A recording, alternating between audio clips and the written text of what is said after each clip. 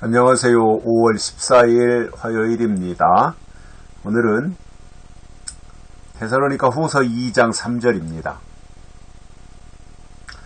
누가 아무렇게 하여도 너희가 미혹하지 말라.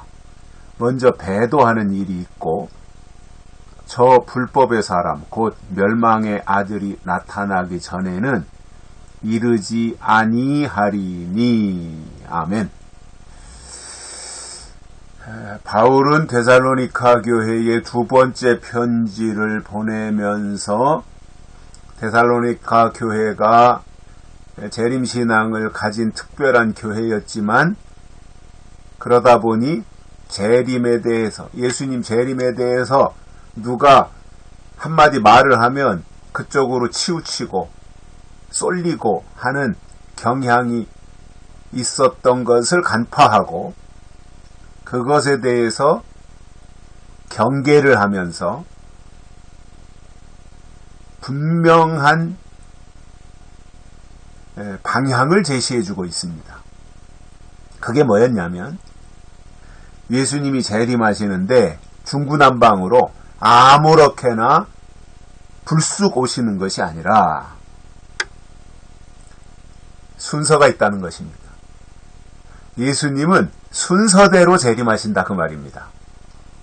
그래서 데살로니가 후서 2장을 통해서 우리가 예수님 재림의 순서를 알고 있으면 영으로나 말로나 편지로나 무슨 말을 할지라도 동심하거나 두려워할 이유가 없다라는 겁니다. 왜냐하면 성경적 신앙을 가지고 성경을 꿰뚫어보고 있고 성경이 이렇게 말씀하고 있고 성경이 예수님 재림은 이렇게 진행이 되고 있고 이런 순서로 이루어지고 있다라고 하는 것을 알고 있는데 누가 불쑥 나타나서 이렇게 한마디 하고 불쑥 나타나서 저렇게 한마디 한다고 해서 그때그때마다 영향을 받아가지고 이리 치우치고 저리 치우치고 그렇게 할 이유가 전혀 없다라는 거죠.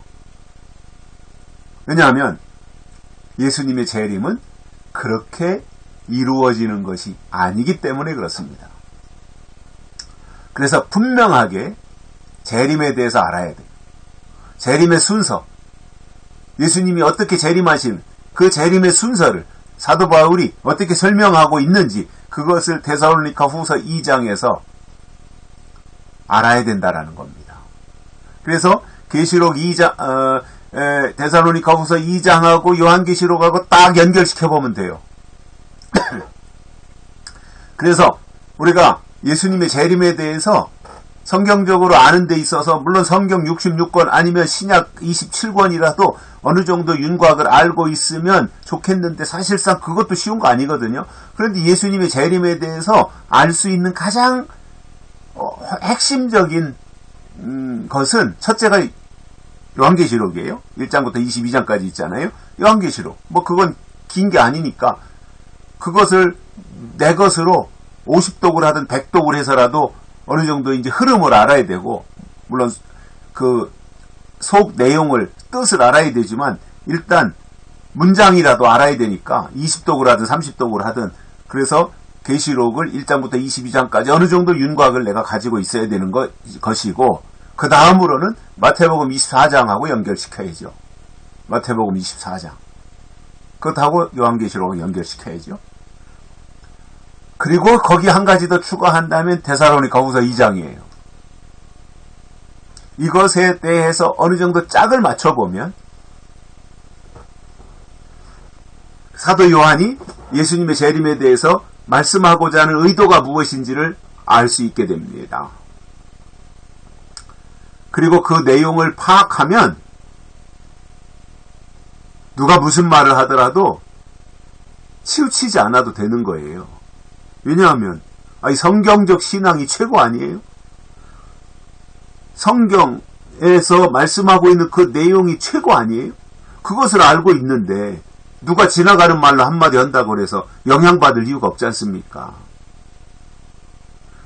바울은 오늘 본문에서 이렇게 말합니다. 누가 아무렇게 해도 너희가 미혹하지 말라. 누가 무슨 말을 하더라도 누가 아무렇게 하더라도 미혹하지 말라는 거예요.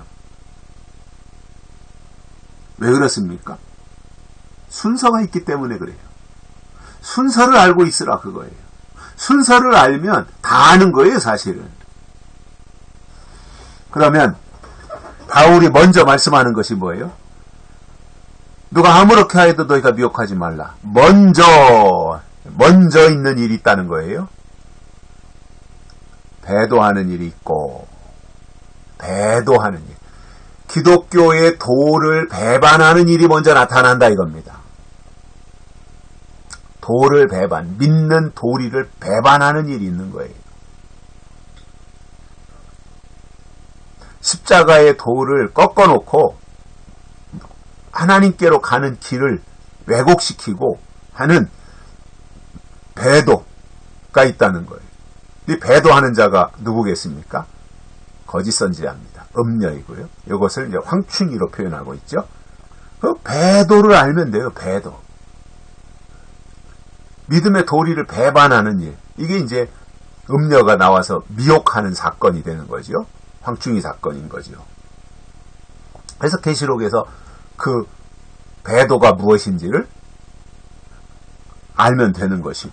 그래서 먼저 배도하는 일이 있다. 그러니까 뭐가 배도냐? 하나님을 섬겨야 될 교회가 하나님 아닌 우상 또는 거짓 선지자를 숭배하고 따르면 배도 아니겠습니까? 진리를 따라야 되는데, 하나님이신 진리를 따라야 되는데 진리를 배제하고 다른 것을 주여주여 하면서 따르는 거, 그것도 배도 아니겠습니까?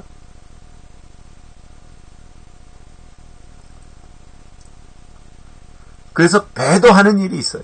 여기 황충이 나오는 거예요. 황충이.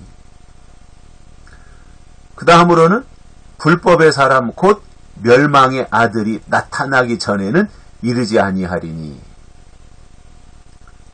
그리스도가 예수님이 이 땅에 강림하는 것이 배도하는 일과 불법의 사람 곧 멸망의 아들이 나타나기 전에는 예수님의 재림은 이루어지지 않는다 그 말입니다. 그러니까 배도하는 일과 불법의 사람 멸망의 아들이 나타나는 이 두 가지가 있어야 예수님이 재림하신다 그거잖아요.